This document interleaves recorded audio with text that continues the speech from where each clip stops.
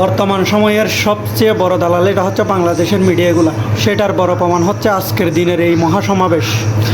আজকের সমাবেশে যে মিডিয়াগুলো কোনো সংবাদ প্রচার করেনি তাদেরকে আপনারা চিহ্নিত করুন, তাদেরকে বয়কট করুন।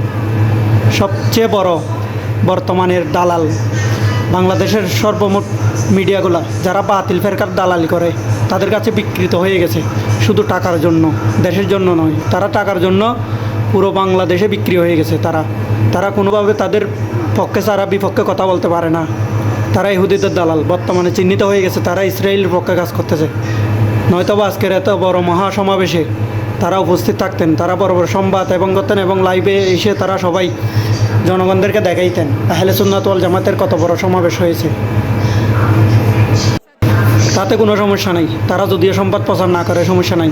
রিসালাতের স্লোগানে পুরো মুহুরিত হয়েছে পুরো ঢাকাবাসী, পুরো ঢাকা প্রেস ক্লাবের সামনে সবাই উপস্থিত ছিলেন।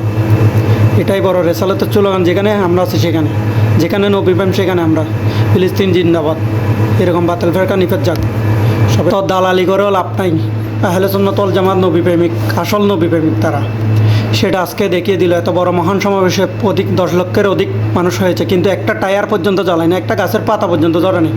আর আমরা বিগত 12 তারিখের মধ্যে দেখেছি কেউ আম চুরি করতেছে, কেউ কী আর বলবো, যার যেরকম মন চায় এরকম। আমরা জ্বালাও পোড়াতে বিশ্বাসী না, আমরা শান্তিপ্রিয়, আমরা বিশ্বাসী শান্তিপ্রিয় সমাবেশে। দালালি যতই করুক, হক কখনো মাটির নিচে চাপা থাকে না।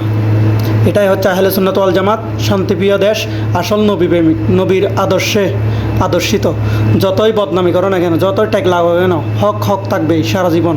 এই হতে কিয়ামত পর্যন্ত। ভিডিওটি শেয়ার করে পাশে থাকুন।